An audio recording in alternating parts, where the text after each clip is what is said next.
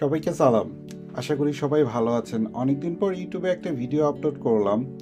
ভাবছি যে ইউটিউবে আবার রেগুলার ভিডিও আপলোড করব, কিছু কন্টেন্ট করে আপলোড করার ইচ্ছা আছে কামিং মান্থসগুলোতে। সো আজকে যে ভিডিওটা আপলোড করেছে এটা হচ্ছে একটা লেট ক্যাম্পিং করেছিলাম কিওস লেকে, যেটা আলগনকুইন এ সিচুয়েটেড, টরন্টো থেকে বেশ দূরে। আপনি যদি টরন্টো থেকে চিন্তা করেন তাহলে যেতে অলমোস্ট 5 আওয়ার্সের কাছাকাছি লাগবে যদি দুটো ব্রেক দিয়ে যেতে চান। আর যদি ডিরেক্টলি ড্রাইভ করে যেতে পারেন তাহলে 4 ঘন্টায় পৌঁছানো সম্ভব।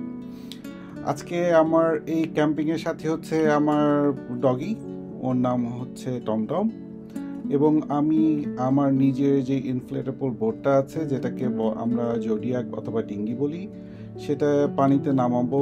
এবং এটার সাথে আমার একটা ট্রলিং মোটর আছে ব্যাটারি সহ। সো ওটা দিয়ে কিছু ঘুরবো লেকে এবং কিছু মাছ ধরার চেষ্টা করব। আমি যখন কোনো ক্যাম্পগ্রাউন্ড পছন্দ করি ক্যাম্পিংয়ের জন্য, আমি অলওয়েজ টরন্টো থেকে বেশ দূরের ক্যাম্প সাইট পছন্দ করি। প্রথম কারণ হচ্ছে যে এই ক্যাম্পগ্রাউন্ডগুলোতে একদমই কোলাহল থাকে না এবং আপনি নেচারের সাথে ফুললি কানেক্ট করতে পারবেন। সেকেন্ড হচ্ছে আপনি আপনার টেন্টটা একদমই লেকের পাশে সেট আপ করতে পারবেন, এবং যখন আপনি সকালে টেন্ট থেকে বের হবেন লেকের দৃশ্য দেখে আপনার মনটা আসলেই ভালো হয়ে যাবে। আর রাতের কথা নাই বলি, রাতে এত চুপচাপ হয়ে যায় চারিপাশে যে আপনার পাশে যদি ছোটোখাটো কোনো অ্যানিমেলও হেঁটে যায় সেটার শব্দও আপনি শুনতে পারবেন।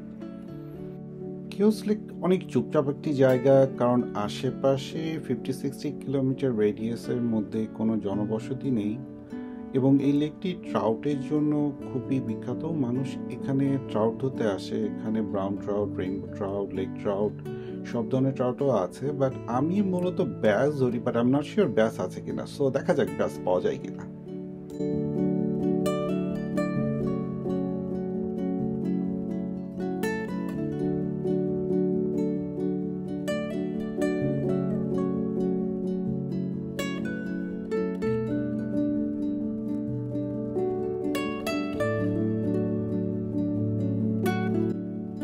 আশেপাশের দৃশ্য দেখতে দেখতে মাছ ধরার যাত্রা শুরু করলাম। জানি না কোনো মাছ পাবো কি না, কারণ এই জায়গাতে ব্যাস অতটা বেশি সংখ্যায় নেই। আর আমি তো শুধু খালি ব্যাসই ধরতে চাই, অন্য কোনো মাছ ধরতে আমার ভালো লাগে না, জানি না কেন। অন্য মাছ দেখলে আমার খুব মায়া লাগে, ছেড়ে দিই। ব্যাস ধরলে দুই একটা হয়তো বা রেখে দিই। টমি বেচারা মহানক ভয় আছে, কারণ ওর এটা প্রথম বোটে ওঠা। Hopefully she will be fine.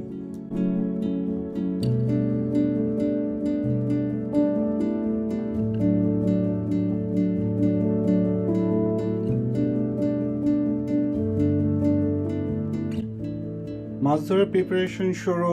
প্রথমেই লুর চুজ করছি, কি লুর মারবো, ক্র্যাঙ্ক বেট মারবো না সেঙ্কো মারবো নাকি চ্যাটার বেট মারবো নাকি কি মারবো ডিসাইড করে নিই। আমি ক্র্যাঙ্ক বেট লাভার, সো হয়তো বা ক্র্যাঙ্ক বেট দিয়েই ট্রাই করব।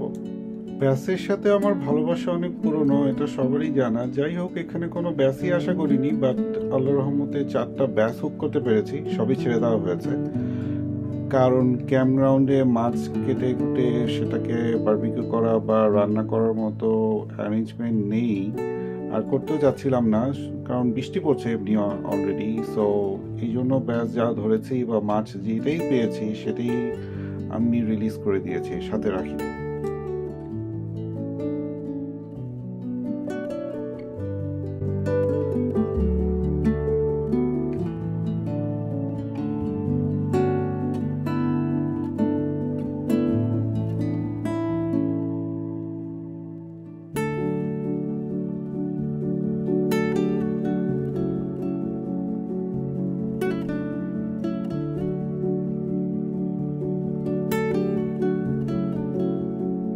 মাছ ধরার শেষে ক্যাম্পগ্রাউন্ডে ফেরত চলে আসি। টমিকে নিয়ে একটু আশেপাশে এক্সপ্লোরেশনে বের হই। আশেপাশে কিছু ট্রেইল আছে, ট্রেইলগুলোতে হাঁটলাম। এখন আগুন ধরানোর পালা। যদিও ফায়ার রুটস অনেক ড্যাম ছিল, বাট লাকিলি জিনিসপত্র ছিল আগুন ধরানোর জন্য ড্যাম কন্ডিশনে, তো আগুন ধরাতে পেরেছি। আর এখানে ফায়ার রুটস দিয়ে যায়, সো ফায়ার রুটস নিয়ে বেশি চিন্তা করতে হয় না। আমার ক্যাম্পিং ছিল শুধু এক রাতের জন্য, সো খাওয়া নিয়ে বেশি অ্যারেঞ্জমেন্ট করিনি। জাস্ট বাসা থেকে কিছু ম্যারিনেট করে আনা হয়েছিল, সেটাই জাস্ট বারবিকিউ করে খেয়ে ফেলেছি।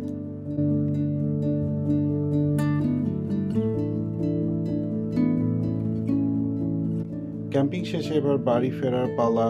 সেই 5 ঘন্টা ড্রাইভ করে বাড়ি ফিরতে হবে। টমি অলরেডি সো টায়ার্ড যে শুয়ে পড়েছে। আপনাদের ভিডিওটি পছন্দ হলে আপনারা লাইক এবং সাবস্ক্রাইব করে দিবেন এবং সামনে অনেক ভিডিও আসবে। আপনারা সবাই ভালো থাকবেন, সুস্থ থাকবেন। Bye bye.